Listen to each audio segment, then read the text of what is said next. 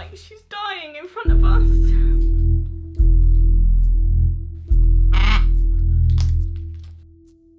I am scared of what people will say. It's hard watching her health decline to a point where I don't even recognise her anymore. I did not expect to ever have to make this video. Ever. Hello everybody and welcome back to the Shelby The Macaw YouTube channel. I'm Carly and this is Shelby. Tommy is screaming in the distance. Here, good girl. So I'm the sort of person that I only really want to ever do videos on topics that I can speak about from experience or speak about from extended knowledge. And I never, ever wanted to have to do this video for either of those reasons. I'm really sorry if throughout this video it's difficult to hear me because of screaming and honking. I don't want this video to go on forever really. It's difficult to talk about. I have chosen a day where I feel emotionally stable, which is not how I felt about this for so long. Mostly whenever I talk about this I'm crying. I just want to really explain a little bit about what's been happening here with us. I mean, one of the main reasons I'm doing this video is in the hopes that someone somewhere out there can help. You just pooed down my back, didn't you? I don't really know how to say this, but basically Shelby is plucking and badly. Jumping straight into the story, this began just over a year ago. Dan and I went out for the day, leaving Shelby alone, and when we came back there were feathers all over the bottom of the cage. Broken pin feathers. This really alarmed me because some of them had blood on them and we searched Shelby's body and we couldn't really find where they were from. And then as time went on, we realised that Shelby was pulling out all of her down feathers, all of her grey feathers.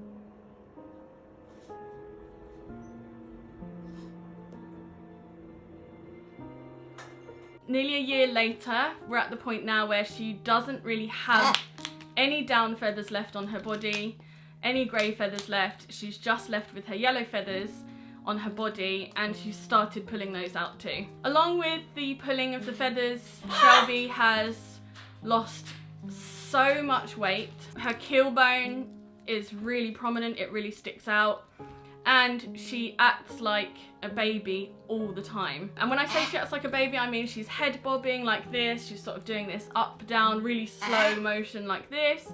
She's honking, and on top of that, she no longer flies, she no longer plays, she doesn't even look at Shadow, the dog, anymore. She doesn't, she scrounges for food like she's starving to death all the time, to the point where she's aggressive with food. She will fight us to get food off of our plates. She will fight to get food out of our hands, out of our mouths. She will fight to find the tiniest crumb on the kitchen surfaces. We have to lock her out of the kitchen. She behaves like she's starving to death. Even sitting here, like she will continually attack the treat bag until she gets treats out of it. In terms of the plucking, there's no specific area on her body she's targeting the most anymore. It used to be her stomach area and around her legs. One leg, two leg.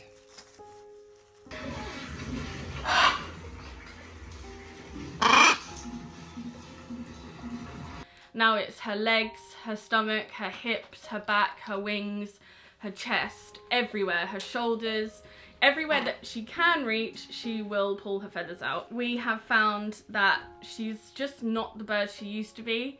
She's not, she doesn't have energy anymore. Sorry, this is really emotional to talk about because she's changed so much. It's like she's dying in front of us. And I don't know what to do anymore. She doesn't have the personality she once had. She doesn't want to play anymore. She doesn't talk. I can't remember the last time I heard her talk or make any sort of playful noises. Other than this baby honking all the time.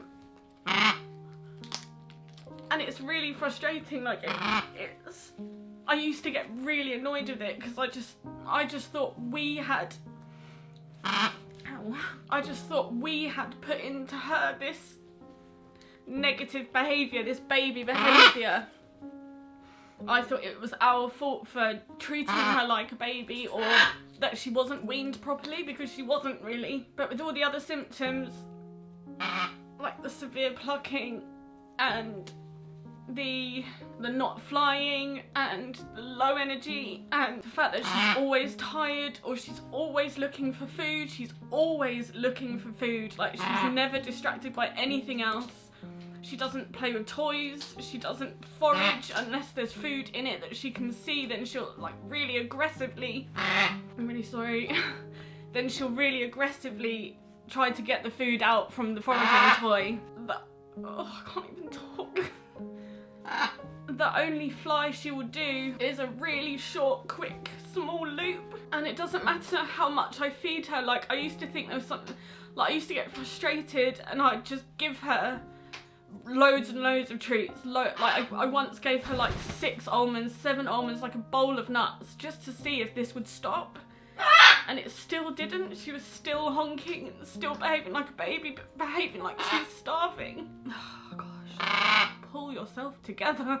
I started implementing some things to help her gain weight because she's really light. Like she was 920 grams. They should be around a kilo, over a kilo. And so I started doing some things to help her gain weight. So I started adding crushed walnuts to her chop in the morning, and that helped for a little while. It really helped. She gained weight. She went up to like 950 grams, and she started to like behave better. She stopped honking, she stopped behaving like a baby, she stopped like doing all of this head bobbing thing. This is what she's doing now, like this slow. She stopped doing that, and I really felt like that was it. Like that was the problem. Her plucking, her head bobbing was all caused by her just being underweight. And so we brought her weight up a bit, and it was really hard. Like that was weeks of extra treats, extra nuts, extra walnuts, and added almonds to her chop. And we also gave her extra sprouting mix. That seemed to make her behave a little bit better. Come here, baby. Obviously I didn't want to keep that up. I don't want to keep giving her loads and loads of fat all day long, because it's not good for her. Like it's not healthy. It's like us eating tons and tons of extra calories and gaining weight and gaining weight. You can't do that forever. It had to stop at some point. I slowed it down a bit, and we took away some of the walnuts. Loads of sprouting mix. Like we gave her loads of sprouting mix. They particularly love the Soaring Wings Flock sprouting mix, Shelby, which I will link down below.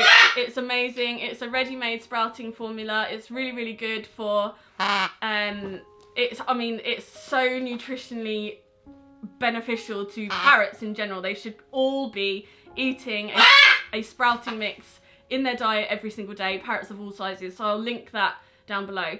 We noticed that helped a lot. And then in the evenings we were giving her pellets, and we changed that to dried mix, freeze-dried food. The reason we did this is because pellets are heat pressed, they are not nutritionally beneficial, the vitamins and minerals are synthetically sprayed onto the pellets, so it's not even natural vitamins and minerals, it's synthetic spray, which is not bioavailable. Their bodies can't use it. So we switched out pellets for, everyone okay? Freeze-dried chop. So it's the same as their morning chop, but it's dried, and it contains not only fruit and veg, but also flowers, herbs and spices. And we used the Mikey and Mia freeze-dried mixed. We noticed the biggest change just as a result of this. With the freeze-dried mix, it's a great enriching foraging experience. So it's exciting for them to eat, it's fun. The Mikey and Mia one has over 50 ingredients, so it was just perfect for Shelby. But we noticed a huge difference when Shelby was really eating the freeze-dried chop properly with seed. It comes with a seed mix, so we put the seed mix in. She was clearing out the bowl. Her plucking reduced slightly around that time, and I really do feel like it was partly due to the freeze-dried chop, along with all of the other things we were implementing, we were trying to spend more time with her. We felt like she wasn't getting adequate sleep as one of the reasons she might possibly be plucking, because she shares a room with us. So we thought that might be a reason why she's plucking. She's not sleeping well enough. Then things just got worse again. Shelby? No, I can't believe you just did that. I haven't seen Shelby play, become excited, or become heightened. Heightened behaviour isn't always good, but it means they've got energy. I just wanted to see something in her that showed me that she was okay. And I saw nothing. And even Dan used to say, she's fine, she's plucking because she wants attention, or she's plucking because she's not sleeping okay. And now, when we look at her and we see this withering, skinny, low energy bird, we know that there's something wrong with her. She's not the bird we used to have. You may have noticed that we've really cut back on showing her on social media, just because she's always like this. She's always honking and making this noise and head bobbing and wing flicking like a baby. She's always doing these things. I was embarrassed because it's been such a long time since we've noticed any normal adult macaw behaviour in her. I just find it too difficult to put her on Instagram and TikTok and all of those things because I am scared of what people will say. There is such a stigma around plucking. It is unbelievable. The abuse you see on these forums and these bird pages towards people who have plucking birds is disgusting. I can't tell you how toxic the bird ownership world is. And I've been too embarrassed to put her online. I've been too embarrassed to show her because I know what people will say. I've been too embarrassed to post in forums asking for help because people know who I am and they'll be like, oh, Shelby's plucking, you must be doing something wrong. And that's the reason I wanted to do this proper video. I wanted to show the world that if a bird plucks, it doesn't mean that the husbandry is wrong, necessarily. That is one of the reasons that needs to be considered, but it isn't the one and only reason. Birds pluck for all sorts of reasons, and I'm going to get into this now. Why do parrots pluck their feathers out? And one of the main reasons is boredom, lack of enrichment, lack of entertainment, all of those sort of external environmental things. All of those are to do with husbandry, and I know that my husbandry is amazing. I know that I give Shelby and Tommy an amazing life. But at first I thought it was. At first I thought I was doing something wrong. The next possible reason for plucking is health related, and that could be emotional, physical, mental, and physiological. There could be something wrong, misaligned in one of those sectors that is causing a bird to pluck, and plucking is self-harm. When we think of people today in communities who self-harm, what is the reason they're doing it? The reason people self-harm is to escape a pain that they can't control. And I feel like it's the same with plucking. It is a way of dealing with an external pain that is caused by something that the animal can't control. And for Shelby, there's something going on, I think, physiologically that is preventing her from being able to cope, and so her only way of coping is by plucking. If you notice that your parrot starts plucking, then the very, very, very, very first thing you should be doing is taking them to the vet. That is what we did a year ago in, I think it was May 2021, we took Shelby to the vet. There is a video on that, and I'll pop that somewhere here. During that vet visit, we had some diseases tested for and general bloods done, and they found nothing wrong. The plucking continued, obviously, beyond that up until now. And we've taken her to the vet again in January, where this time we had all of the following diseases tested for. It's really important that all birds are disease tested in the home, no matter where they've come from. If they've come from a breeder, if they've come from a rescue, if they've Rehome, all of these diseases should be tested for. We did all of these diseases, plus x-rays, plus a full blood panel, and everything came back completely normal. Other than her x-rays showed an enlarged spleen. They didn't really explain what that means or what that could be caused by. So I had to Google it myself, and there's several reasons a parrot's spleen might be enlarged. It could be cancer, it could be some other illness within the body. I'll pop the x-rays here on the screen for you. They show an enlarged spleen. I don't actually know where the spleen is in these images, but apparently they also show inconsistencies in the lungs and air sacs as well. She's tested negative for all of the typical respiratory diseases, so we're just not really sure what could be causing the inconsistencies and the issues you can see here with the air sacs. These x-rays, along with the swollen spleen, along with the extreme weight loss, along with the baby behaviour, along with the lack of energy, along with the lack of flying, along with the starvation, and the constantly hungry. We know there is something wrong. We know that she has something. They also said that at some point she had come across psittacosis, because we also had antibody panel, like antibody testing. She had antibodies in her blood for psittacosis, but she was negative for it. So at some point she's been exposed to it. But everything came back negative. Just that alone cost £1,500. Shelby has another vet visit next week, and we're hoping to go down the route of endoscopies or CT scans and skin testing of some kind. I want to find out if there's an allergy or some sort of skin disorder that's causing her pain with her skin. We're also finding that occasionally we'll come back and from leaving Shelby alone in her cage, and she will be covered in her own blood. There'll be blood on her chest, on her feathers, where she's plucked and barbered and mutilated herself whilst she's been alone. She also does it a lot at night too. So we've really not told anyone about this. Nobody knows that we're going through this other than 5 people at the most. And if you are one of the 5 watching this, then you know the ins and outs, and you've seen her change, you've seen her decline. Those people I can't thank enough. Like, they've been so supportive. Keep getting emotional because it's hard. It's hard watching her health decline to a point where I don't even recognise her anymore. And these birds should be living as long as we do. They should be living 80 plus years. We try to do the best by her, and even when you try to do the best, things still go wrong. We would never have got these birds if we weren't financially stable enough to support them and our children. But spending thousands at every single vet visit just isn't viable long term.